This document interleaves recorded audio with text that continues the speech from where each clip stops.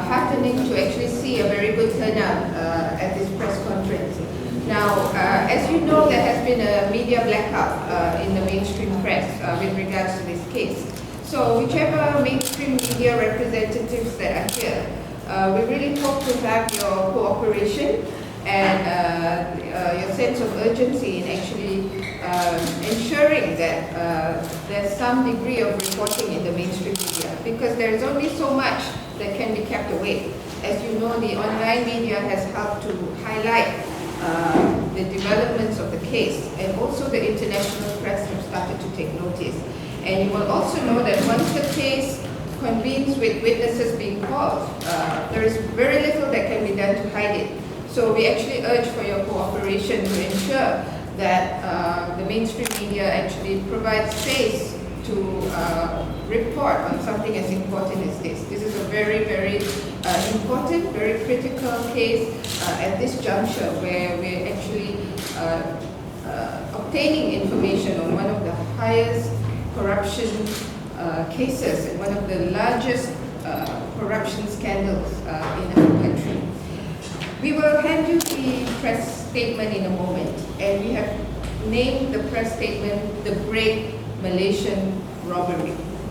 Now, this is the Great Malaysian Robbery because it's one of the largest discoveries of how our public funds, our public taxpayers' money, have been used indiscriminately and unscrupulously by those in power to enrich themselves and their families and their cronies at our expense, at the expense of our poor medical health care, at the expense of our poor education system, at the expense of Malaysians, and also at the expense of French people's taxpayers' money.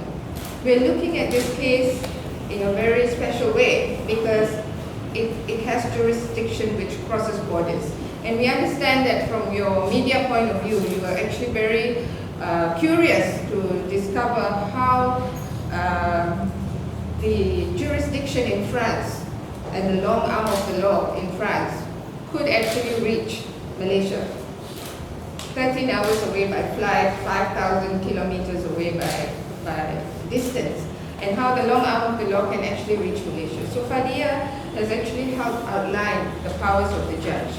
Now, in our minds, we know that there are limitations, but we also know that we can take this case to levels which have never been imagined before, unprecedented levels. And I'd like to share with you today two very important findings that we discovered when we had access to the investigation papers. As you know, it's really quite unfortunate that we're not able to display and give you copies of the investigation papers.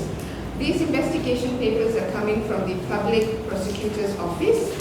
The papers are consolidation of research, of interviews, and of investigations by the Public Prosecutor's Office over 2 years. And we have had 153 investigation papers made available to us when we were in Paris. And that was really quite mind-boggling and a lot to do, because we had to actually listen to the interpreter and take notes, because we ourselves do not have the right to bring the documents outside the territories of France. But nonetheless, with the help of the interpreter and with the help of the lawyers very much, we have gathered so much findings and discoveries which we will be very, very keen to share with you as media practitioners and media partners, to help highlight the extent of the corruption scandal that we're talking about. Now, I'd like to share with you just two out of the 153, so that you will be coming to us for more of the information in the coming weeks. Now, the first document, which is something that Suaram as the plaintiff is able to quote to you, is numbered document 87. This document basically highlights the mechanics of Perimekar, the company that was the recipient of the 114.9 million euros of commissions and kickbacks, of which there have been more questions than answers as to where that money has actually gone to, into whose pockets, and for what purpose.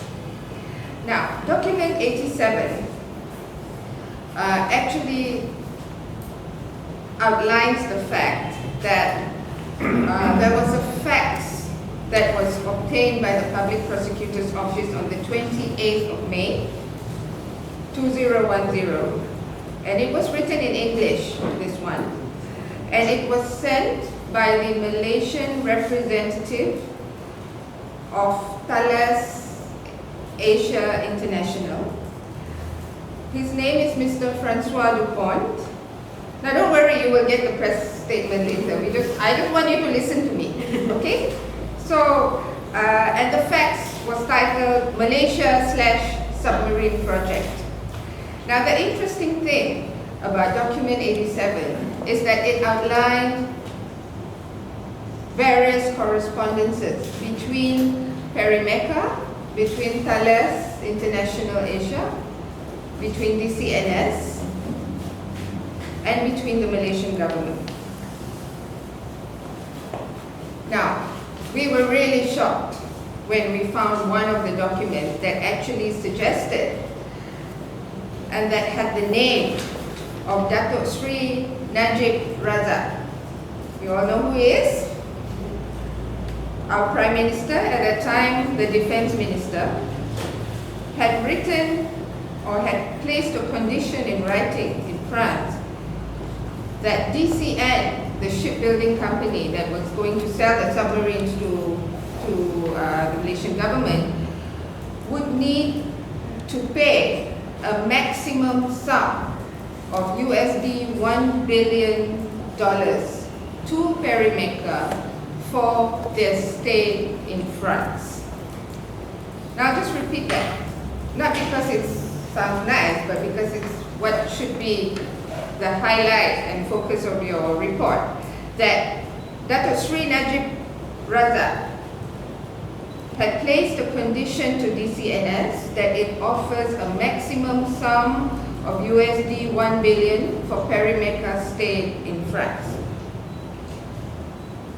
And the note indicated that with that condition, a meeting with Datuk Sri Najib would convene on the 14th of July 2001. Now, as you know, the sale of the submarines were completed in 2002. So these were part of the negotiations because the establishment of Perimekar was very much a request and a push by the Malaysian government to ensure that Malaysian companies were also beneficiaries of the procurement process. And it was not just French politicians and French companies that would benefit.